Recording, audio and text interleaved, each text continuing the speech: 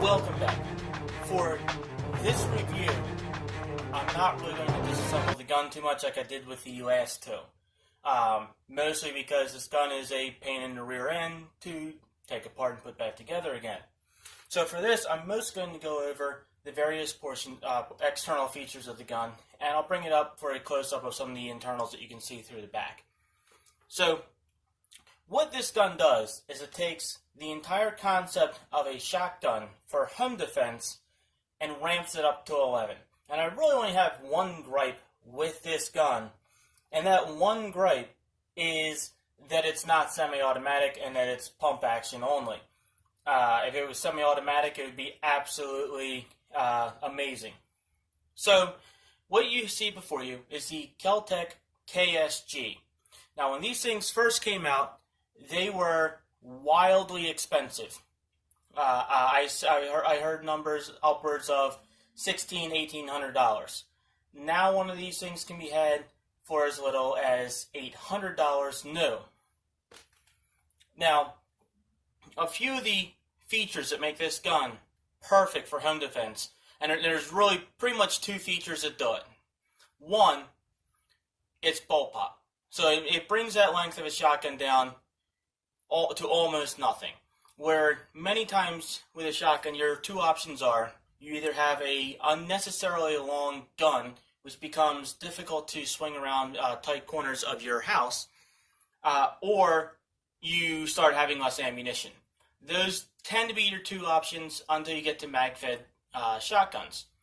Now, what the KSG does by being bullpup is it still lets you have a full-length magazine tube while maintaining the gun being short.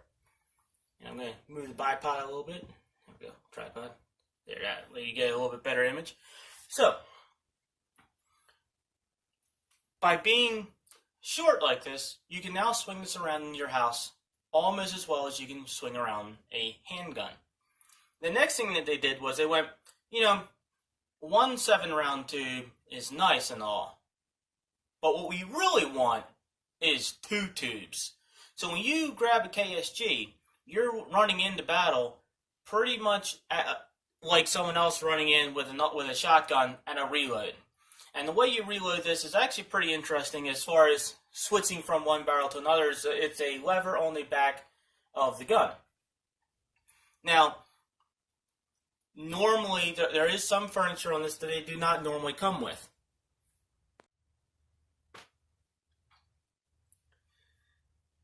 Those features would be the EOTech sight that's on here, the Troy stubby grip, and the no-name EOTech clone light laser on it. The other feature is found on the back of it, which is back right over here by my hand. I have a little strap on it that's designed to allow you to attach a strap to the full portion of the gun. And it's particularly useful for straps that use clips. The reason why I got it was the strap that I used to have on the gun only had little clips on it, so I couldn't loop it around the gun itself, so I got one of them. And they actually work pretty good, and they're like $4 on eBay. So, picking it up, and to bring it close, what you'll see in here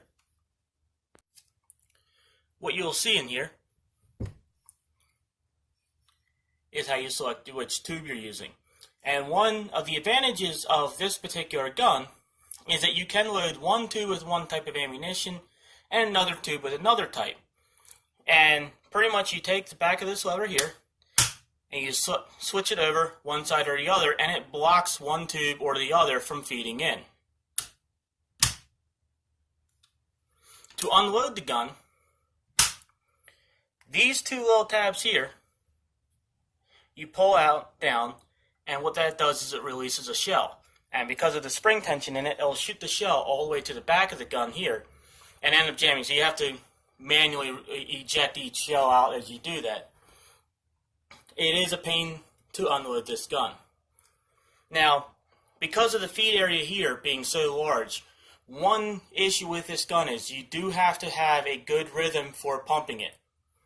You cannot rack the slide back and then take your time racking forward. You keep the momentum up.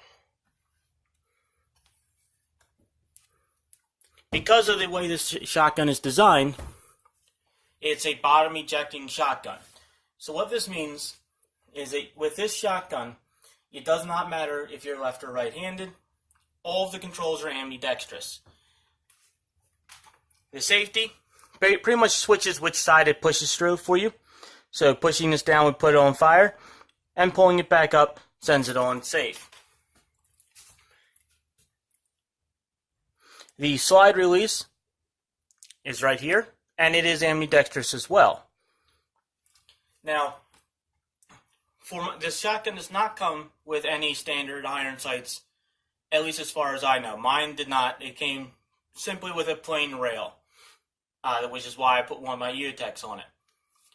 Now, because of my particular situation in my house, finding light switches is difficult.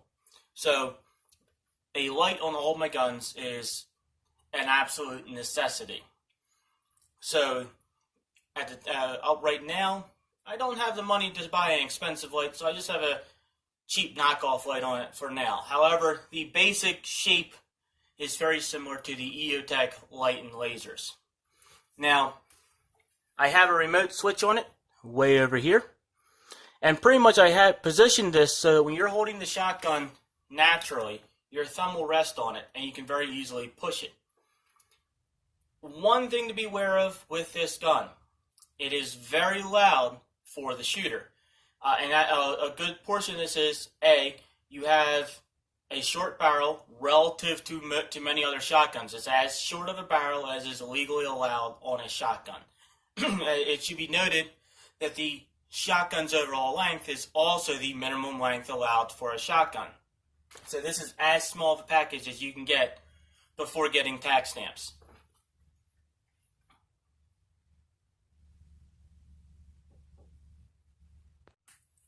Now, there are a few things that are worth noting on this gun.